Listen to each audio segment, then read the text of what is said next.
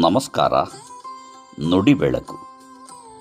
ವಾಸುದೇವ ನಾಡಿಗ್ ಅವರ ಪ್ರಜಾವಾಣಿಯ ಅಂಕಣ ಬರಹ ತನ್ನದು ತನ್ನದಲ್ಲದ್ದು. ಭಯಂಕರ ಹಸಿದಿದ್ದ ಹಾಗೆ ಕಂಡಿದ್ದ ಆ ಮಹಿಳೆ ಏರ್ಪೋರ್ಟ್ ಚೆಕ್-ಇನ್ ಮುಗಿಸಿ ಖಾಲಿ ಇದ್ದ ಕುರ್ಚಿಗಾಗಿ ತಡಕಾಡಿ ಕೂತಳು. ಪಕ್ಕದಲ್ಲಿದ್ದ ಯುವಕನ ಕೂಡ ಔಪಚಾರಿಕ ಮಾತು. ಎಲ್ಲಿಗೆ ಹೊರಟಿದ್ದೀರಿ, ಯಾವ ಫ್ಲೈಟ್, ಯಾವ ಗೇಟ್ ಇತ್ಯಾದಿ. ಮತ್ತೆ ಮಾತಿಲ್ಲ.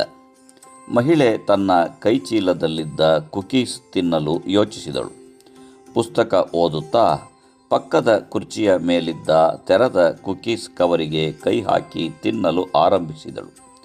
ಇವಳು ಕೈ ತೆಗೆದುಕೊಂಡಾಗೆಲ್ಲ ಯುವಕನು ಕುಕೀಸ್ ಕವರಿಗೆ ಕೈ ಹಾಕಿ ಒಂದೊಂದೇ ತಿನ್ನಲು ಆರಂಭಿಸಿದನು.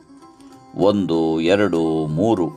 ಅವನ ಈ ನಡತೆ ಮಹಿಳೆಗೆ ಕಿರಿಕಿರಿ, ಕೋಪ ಎರಡೂ ಶುರುವಾಗ ಹತ್ತಿತು. ಒಮ್ಮೆ ಸಿಟ್ಟಿನಿಂದ ನೋಡಿದರೂ ಯುವಕ ಮುಗುಳ್ನಕ್ಕ ಅಷ್ಟೇ. ಇನ್ನೇನು ಕವರಿನಲ್ಲಿ ಒಂದೇ ಉಳಿದಿತ್ತು. ಅದಕ್ಕೆ ಯುವಕ ಕೈ ಹಾಕಿ ತೆಗೆದುಕೊಂಡು ಅರ್ಧ ಭಾಗ ಮಹಿಳೆಗೆ ಕೊಡಲು ಮುಂದಾದ. ಅಷ್ಟರಲ್ಲಿ ಆಕೆ ಹೊರಡಬೇಕಿದ್ದ ಫ್ಲೈಟ್ನ ಬೋರ್ಡಿಂಗ್ ಆರಂಭವಾಯಿತು. ವಿಮಾನದ ಒಳಗೆ ಕೂತರೂ ಆ ಯುವಕನ ನಡತೆಯ ಬಗ್ಗೆಯೇ ಯೋಚನೆ. ತನ್ನ ಕುಕೀಸ್ ನಿರ್ಲಜ್ಜವಾಗಿ ತಿನ್ನುತ್ತಿದ್ದ ಅಂತ. ಕೆಲ ಸಮಯದ ನಂತರ ತನ್ನ ಕೈಚೀಲ ತೆರೆದರೆ ಅದರಲ್ಲಿ ಇನ್ನೂ ಬಿಚ್ಚದೇ ಇರುವ ಕುಕೀಸ್ ಪ್ಯಾಕೆಟ್ ಕಂಡು ಔಹಾರಿದಳು. ತಾನು ಪುಸ್ತಕ ಓದುತ್ತಾ ಪಕ್ಕದ ಕುರ್ಚಿಯ ಮೇಲೆ ತೆರೆದಿದ್ದ ಕುಕೀಸ್ ಪ್ಯಾಕೆಟ್ ತನ್ನದಲ್ಲ, ಧಾವಂತದಲ್ಲಿ ಅದನ್ನು ತೆರೆದು ಇಟ್ಟಿರಲಿಲ್ಲ, ಅದು ಯುವಕನದು ಎಂದು ಅರ್ಥವಾದಾಗ ವಿಮಾನ ಬಾನಿಗೆ ಸೇರಿಯಾಗಿತ್ತು. ತಾನೇ ಆ ಯುವಕನ ಕುಕೀಸನ್ನು ನಿಸ್ಸಂಕೋಚದಿಂದ ಖಾಲಿ ಮಾಡಿದ ಬಗ್ಗೆ ಪೇಚಾಡಿದಳು. ತಾನು ಹಾಗೆ ತೆಗೆದುಕೊಳ್ಳುವಾಗಲೂ ಒಂದು ಮಾತು ಕೂಡ ಆಡದ ಯುವಕ ಕೊನೆಗೆ ಉಳಿದಿದ್ದ ಒಂದರಲ್ಲಿಯೇ ಅರ್ಧ ಭಾಗ ಮಾಡಿಕೊಟ್ಟದ್ದನ್ನು ನೆನೆದು ಇನ್ನಷ್ಟು ಮುದುಡಿ ಹೋದಳು. ಅದು ತನ್ನದಲ್ಲದ ಕುಕೀಸ್. ಆದರೂ ಅವನನ್ನು ಮನಸ್ಸಿನೊಳಗೆ ಬೈಯುತ್ತಾ ಕೂತ ಬಗ್ಗೆ ನಾಚಿಕೆ ಪಟ್ಟಳು. ಆ ಯುವಕ ಏನೂ ಆಗದವನ ಹಾಗೆ ಮುಗುಳ್ನಗುತ್ತಾ ಕೂತಿದ್ದ. ಅದೆಷ್ಟು ವಾಸ್ತವ ಸತ್ಯಗಳನ್ನು ಈ ಘಟನೆ ಕಣ್ಣ ಮುಂದೆ ತಂದಿಡುತ್ತದೆ ನೋಡಿ.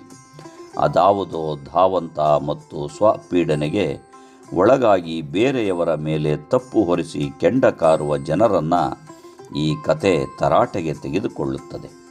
ಆ ಮಹಿಳೆ ಮತ್ತು ಯುವಕ ಇಬ್ಬರೂ ತಂದಿದ್ದು ಒಂದೇ ತರಹದ ಕುಕೀಸ್.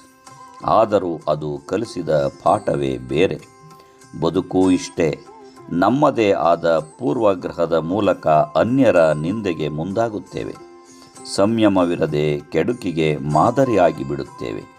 ಕುಕೀಸ್ ತನ್ನದೇ ಆದರೂ ಅದು ತನ್ನದು ಎಂದು ಯಾವ ಕ್ಷಣದಲ್ಲೂ ನಡೆದುಕೊಳ್ಳದ ಯುವಕನ ಆ ಸಂಯಮ ಮತ್ತು ಅದು ತನ್ನದಲ್ಲದಿದ್ದರೂ ತನ್ನದೇ, ತನ್ನ ಹಕ್ಕು ಎಂದು ಭಾವಿಸಿ ಮನಸ್ಸು ಕೆಡಿಸಿಕೊಂಡ ಆ ಮಹಿಳೆ ಇಬ್ಬರೂ ಬಾಳಿನ ಬಿಂಬಗಳೇ. ಧಾವಂತದ ಕ್ರಿಯೆಗಳು ಮತ್ತು ಯೋಚನೆಗಳು ನಮ್ಮ ವ್ಯಕ್ತಿತ್ವವನ್ನೇ ರೂಪಿಸಬಲ್ಲವು. ಇತರರಿಗೆ ಹಂಚಿ ತಿನ್ನುವುದರ ನಿಸ್ವಾರ್ಥ ಖುಷಿ ಮತ್ತು ದುಡುಕಿನ ಮನೋಭಾವ ಹೀಗೆ ಆಗಾಗ ಸಂಧಿಸಬೇಕಲ್ಲವೇ? ನಮಸ್ಕಾರ. ಧನ್ಯವಾದಗಳು.